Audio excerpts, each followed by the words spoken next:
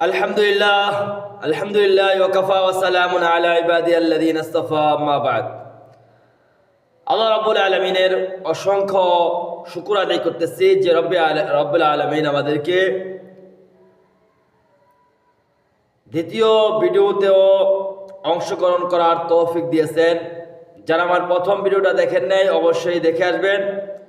আজকেও আমি আপনাদের সামনে নামাজের কিছু যে সকল কারণে আমাদের নামাজকে ভঙ্গ হয়ে যাইতেছে, নামাজের মধ্যে আমরা সওয়াব পাবো না, ওই সকল দিকে আমরা কিছু আলোচনা করব। আজকে আমি আপনাদের সামনে কিছু নামাজ ভঙ্গের কারণ সম্পর্কে আলোচনা করব। এর মধ্যে 1 নম্বর আলোচনা হচ্ছে নামাজ ভঙ্গের কারণ। 19টি থেকে আমরা 5টি আলোচনা ইতিপূর্বে করে ফেলেছি। আজকে 6 নম্বর থেকে আমি আলোচনা করব। 6 নম্বর হচ্ছে বিনা ওজরে কাশা।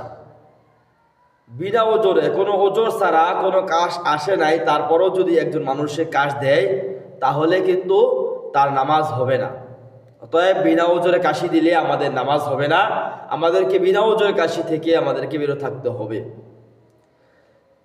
তারপর 7 নম্বর হচ্ছে আমলে কাসির করা। আমলে কাসিরটা হচ্ছে আপনি এরকম কোনো কাজ করা যে কাজের দরুন অন্য একজন মানুষ, নামাজের বাইরের একজন মানুষ যদি বুঝতে পারে যে আপনি নামাজের মধ্যে নাই, তাহলে আপনার নামাজ হবে না। যেরকম 2 হাত দিয়ে আপনার শরীর চুলকানো, পাও দিয়ে দেখা যায় পায়ে হাঁটা চলাচল করা, পাও লড়াচড়ি করা, এরকমভাবে কঙ্কর নাড়ানো বা অন্য যে সকল কাজ করার দ্বারা আপনার নামাজ এর মধ্যে বোঝা যায় না যে আপনি নামাজের মধ্যে আছেন, ও সকল কাজ করার দ্বারা আমাদের নামাজ ভঙ্গ হয়ে যাবে। এটাকে বলা হয় আমলে কাসির করা।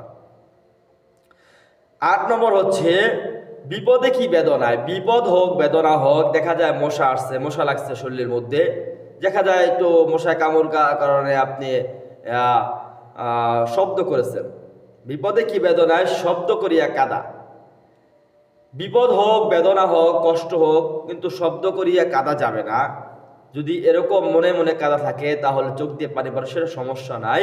কিন্তু বিপদে বেদনায় শব্দ করিয়া কাঁদলে আমাদের নামাজ ভঙ্গ হয়ে যাবে, এদিকে লক্ষ্য রাখতে হবে। 9 নম্বর হচ্ছে 3 তাসবিহ পরিমাণ সতর খুলিয়া রাখা।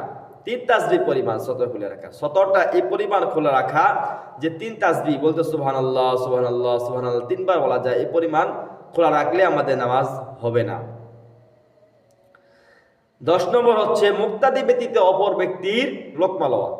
মুক্তাদি বলতে ইমামের পিছনে যারা থাকে তারাই হচ্ছে মুক্তাদি। এই মুক্তাদি ব্যতীত অন্য কারো লোকমা যদি আপনি ইমাম সাহেব নেন তাহলে নামাজ, সকলের নামাজ বাতিল হয়ে যাবে। ইমামের নামাজ তো বাতিল হবেই, সকলের নামাজ বাতিল হয়ে যাবে। ইমামের ভুল হলে শুধুমাত্র যারা পিছনে নামাজ পড়তেছে ইমামের পিছনে, এই ইমামের পিছনে যারা ইক্তেদা করছে তাদের লোকমা নেওয়া যাবে, অন্যথায় লোকমা নেওয়া যাবে না।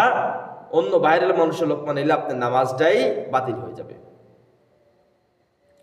সুসংবাদ ও দুঃসংবাদের উত্তর দেওয়া। সুসংবাদ হোক বা দুঃসংবাদ হোক, তার উত্তর দেওয়া যাবে না।